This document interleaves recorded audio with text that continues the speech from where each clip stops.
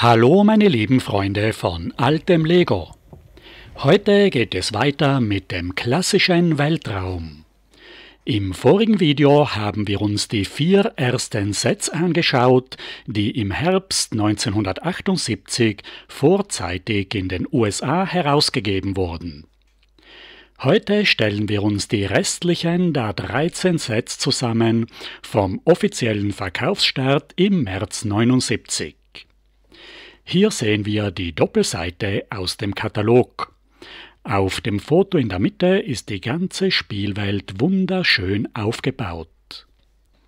Die 2 Gebäude mit den Kraterplatten haben wir uns schon im vorigen Video aufgebaut.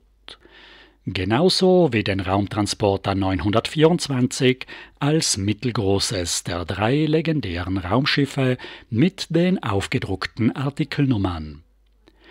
Heute machen wir gleich weiter mit dem größten der 3 legendären Raumschiffe, dem Raumkreuzer 928, mit Funkzentrale aus 318 Teilen, mit 4 Minifiguren, einer dreidimensionalen Kraterplatte und das einzige Set, wo die Grundplatte mit dem runden Landeplatz dabei ist. Dieses legendäre Set habe ich mir schon vor langer Zeit vollständig gekauft und deshalb habe ich hier auch die Bauanleitung. Es ist ein DIN A4-Heft mit 16 Seiten. In der oberen Hälfte der Titelseite haben wir das Foto vom Set und in der unteren Hälfte beginnen schon die 40 Bauschritte. In dieser Bauanleitung werden in einem Kasten links die benötigten Bauteile für jeden Schritt angezeigt. Das ist genauso wie heute, damals war es noch eine Ausnahme. Zum Schluss sieht man das fertig aufgebaute Set als Grafik und auf der Rückseite quer ein Diorama mit der Kommandozentrale und 3 weiteren Sets. Das Copyright ist von 1978. Das runde Flugfeld hat eine Befeuerung aus 12 transparent roten Rundsteinen. Es sind in den Weltraumsets ab 78 schon die neuen Rundsteine mit Loch in der Noppe. Auf der angrenzenden Kraterplatte steht die Funkzentrale mit einem großen Parabolspiegel auf einem hohen Mast. Der Mechaniker repariert gerade die Fernsehantenne auf dem Dach. Die Funkzentrale steht auf 4 Stützen aus blauen Flugzeugseitenleitwerken mit einem Treppenaufgang. An den Außenwänden ist das Weltraumlogo eingebaut. Das Fenster besteht aus 3 transparent gelben 1×4 Steinen. Das Kontrollpult ist aus 2 Dachsteinen, eines mit Tastatur und eines mit Bildschirm. Darunter ist ein blauer 1×4 Stein mit einer schwarzen Gitterbedruckung, der auch beim Raumschiff verwendet wird. Der große Raumkreuzer befindet sich jetzt im Landeanflug. Er zieht gerade eine Schleife und während er beidreht, können wir den Unterbau sehen, der aus 3 Lagen grauen Platten gebaut ist. Die Umrisse bestehen aus 12 verschiedenen Tragflächenplatten. Er steht auf 5 schmalen Stützen und in der Mitte wird das Gewicht von 3 großen Senkrechtstarttriebwerken gehalten. Am Heck sehen wir die Ladeklappe für das Expeditionsfahrzeug. Das Cockpit ist genau gleich konstruiert wie beim mittelgroßen Raumtransporter, mit transparent gelbem Dachfenster zum Aufklappen, Armaturenbrett, Lenkrad und die 2 Astronauten müssen am flachen Boden sitzen.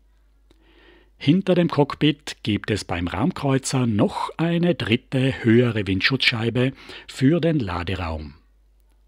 2 große Triebwerke sind auf den Tragflächen montiert und 2 gibt es am Heck. Bei den Positionslichtern habe ich mich nicht an die Bauanleitung gehalten und die roten auf Backbord und die grünen auf Steuerbord eingebaut. Der Raumkreuzer setzt jetzt auf der Landeplattform auf. Der Techniker in der Funkzentrale hat das Schiff richtig eingewiesen. Auf dieser kleinen Landefläche hätte kein größeres Schiff Platz. Alle Raumschiffe haben die üblichen Bedruckungen mit dem großen Weltraumlogo auf der Vorderseite und auf den Seiten gibt es die Artikelnummer Legoland 928 als Luftfahrzeugkennzeichen und das kleine Space-Logo. Wir klappen das transparente Cockpit-Dachfenster auf und die beiden Astronauten können aussteigen. Der weiße Forscher und der rote Pilot. Der Pilot hat einen Schraubenschlüssel und checkt das Raumschiff.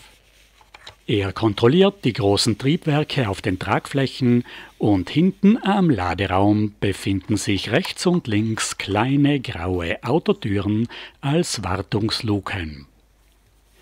Im Heck haben wir den großen Laderaum. Er ist viel größer als beim Raumtransporter. Es ist ein Mondauto als Expeditionsfahrzeug für den weißen Forscher geladen. Wir entriegeln die Laderaumtüren wieder mit einer blauen 1x2 Fliese am Höhenleitwerk. Das Heck teilt sich und man kann einen Teil des Bodens als Auffahrrampe herunterklappen und mit dem Mondauto herausfahren. Es ist ein kleines, einfach gebautes Mondauto. Am Heck hat es eine Weltraumpistole statt der Antenne, damit es im Laderaum Platz hat. Während der Wissenschaftler mit dem Mondauto die Oberfläche erforscht, können wir die Rampe wieder auffahren und die Laderaumtüren schließen. Wir verriegeln die Türen wieder mit der Fliese am Höhenleitwerk. Nachdem er das Mondauto an seinem Bestimmungsort abgesetzt und das Raumschiff genau kontrolliert hat, steigt der Pilot wieder ins Cockpit ein. Er klettert über die Seitenwand, setzt sich auf den Boden und schließt das transparente Dachfenster. Der Kreuzer hebt von der Landeplattform ab und fliegt in die Weiten des Weltalls zu seinem nächsten Auftrag. Jetzt fliegt auch gleich das dritte und kleinste Raumschiff ein, die Raumfähre 918 aus 82 Teilen. Nur mit einer Windschutzscheibe, dafür ist das Cockpit mit grauen, umgekehrten Schrägsteinen um eine Steinlage tiefer in den Unterbau eingebaut. Bei diesem kleineren Set ist die Bauanleitung wieder nur ein Faltblatt. Auf der Rückseite haben wir das übliche Dioramenfoto anstatt der alternativen Bauvorschläge, die es in dieser Zeit nur auf der Packungsrückseite gibt. In 12 Bauschritten ist das Raumschiff fertig. In den Bauschritten werden wieder die benötigten Teile nicht angezeigt. Das Schiff ist viel kleiner gebaut, das Dachfenster muss man seitlich aufklappen, auf den Tragflächen gibt es keine Aufbauten und die Steuerdüsen sind am Dach befestigt.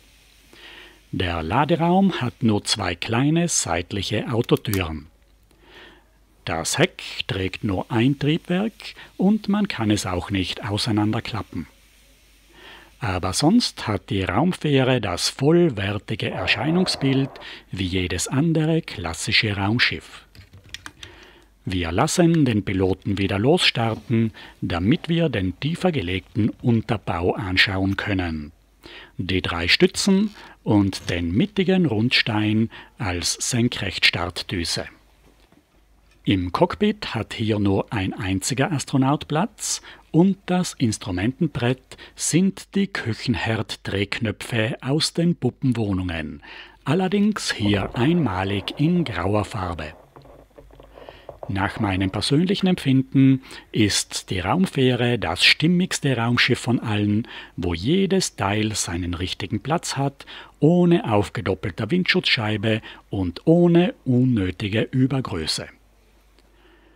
Für die Raumschiffe müssen wir geeignete Landeplätze einrichten. Dazu gibt es 2 Doppelgrundplattensets. Die Kraterplatten 305 und die Straßenplatten 306. Die Straßenkreuzung gab es ausschließlich im Straßenplattenset. Das Landungskreuz war sonst nur beim großen Raumkreuzer dabei. Jetzt haben wir schon einen Landeplatz für die kleine Raumfähre eingerichtet und mit einem zweiten Straßenplatten-Doppelset bauen wir rechts noch einen Landeplatz für den mittleren Raumtransporter an. Alle 3 Raumschiffe haben jetzt einen passenden Landeplatz auf dem Gelände erhalten. 4 Kraterrandplatten würden einen kreisförmigen Krater ergeben. Diese abwechslungsreich gestalteten Grundplatten schränken die Baufläche zwar etwas ein, aber sie beleben das Diorama und mit wenigen Handgriffen hat man schon eine wunderschöne Landschaft zusammengestellt. Im zweiten Teil des heutigen Videos schauen wir uns noch die 5 restlichen Fahrzeugsets an. Das 6. ist die mobile Raketenabschussrampe 897, die wir uns schon am vergangenen Freitag aufgebaut haben. 1979 hatten die Packungen noch eine dreistellige Artikelnummer. Es fehlte im linken oberen Eck der schräge Legoland-Schriftzug und auf der Rückseite der Bauanleitung gab es wunderbare Dioramenfotos über die großartig in Szene gesetzte Spielwelt. Die Fotos mit den alternativen Bauideen gab es 1979 nur auf der Rückseite der Packung. 1980 kamen die alternativen Bauvorschläge auch in die Bauanleitung. Die wunderschönen Dioramafotos blieben teilweise, wurden aber stark verkleinert.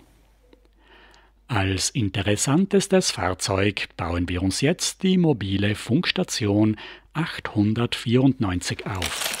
Aus 65 Teilen mit einem weißen Astronauten. Als einzigartiges Teil sind die 2 transparenten Minifiguren-Rundschilde dabei, die es später erst wieder 84 gegeben hat. Das dreiachsige Fahrzeug ist genau wie das einfache Mondauto gestaltet. Auf die Hinterachse kommt die Kupplungskugel, auf die Unterseite die Trittbretter. Die Ladefläche besteht aus eingebauten Kotflügeln mit Noppen und darauf bauen wir den großen Kastenaufbau mit der mobilen Funkstation. Für die aufklappbaren Hecktüren decken wir den hinteren Rand der Ladefläche mit Fliesen ab.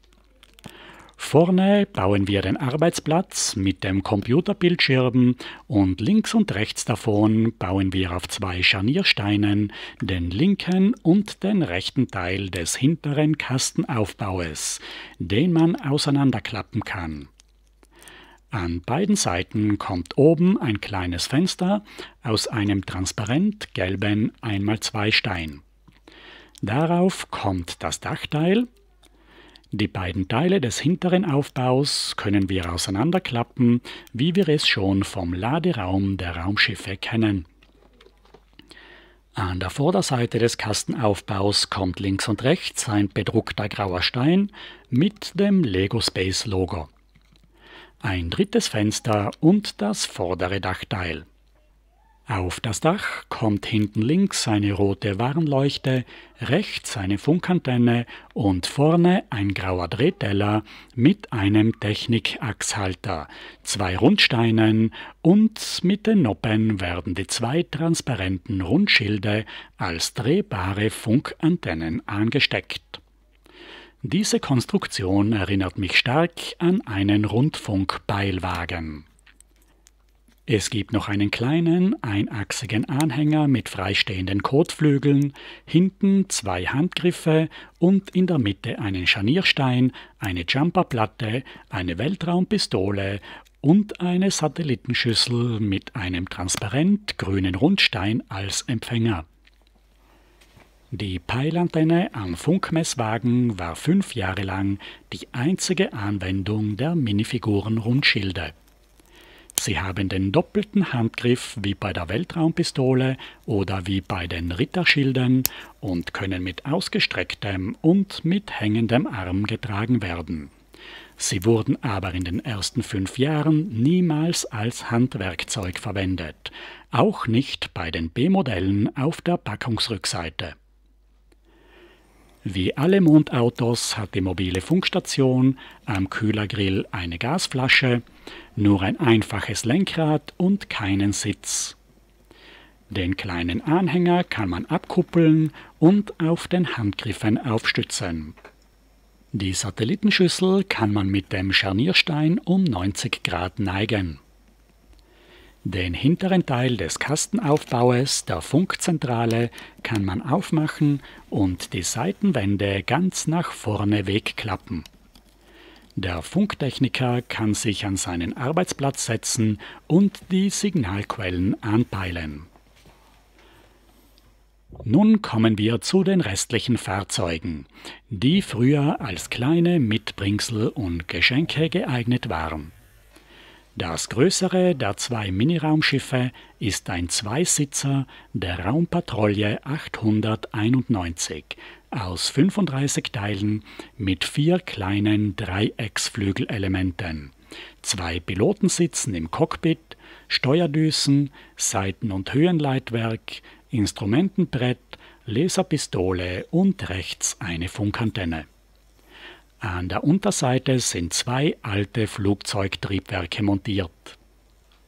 Wie bei jedem Raumschiff sind auf die 2 Noppen breite Nase Handgriffe aufgesteckt. Beim Zweisitzer war nur ein einziger weißer Astronaut dabei. Es würde auch eine zweite rote Astronautenfigur gut dazu passen. Der kleine Raumgleiter 881 aus 15 Teilen hat wieder 2 Handgriffe auf der Nase, einen bedruckten 33-Grad-Dachstein mit dem Space-Logo als Motorhaube, dahinter ein Lenkrad, eine Funkantenne, rote Positionslichter und 2 große Tragflächen. Am Heck wird ein Gepäckträgerelement für die 90-Grad-Baurichtungsumkehr verwendet. Das ist das einzige Weltraumset aus dieser Zeit mit transparent blauen Rundsteinen. Zum Schluss kommen wir noch zu den 2 kleineren Autos. Der Radarwagen 889 aus 20 Teilen hat eine Winkelplatte auf der Ladefläche, darauf einen Scharnierstein und eine kleine Parabolantenne mit einer Weltraumpistole als Empfänger.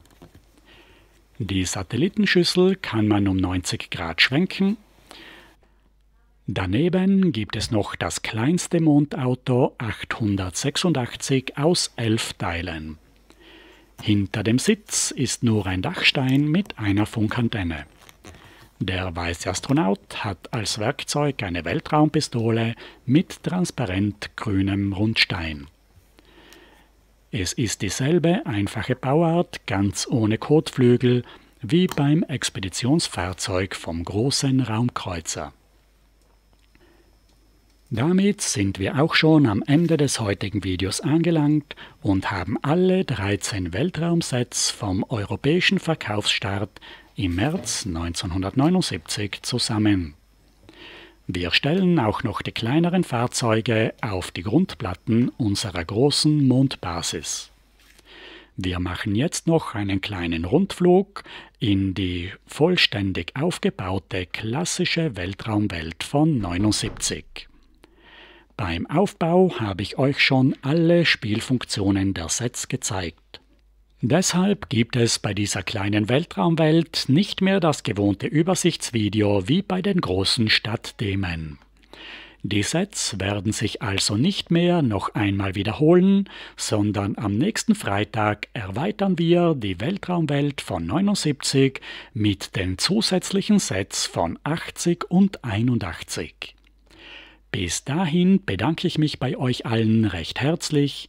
Es hat mich wirklich sehr gefreut, dass ihr alle zugesehen habt. Und ich wünsche euch noch ein wunderschönes Wochenende. Auf Wiedersehen!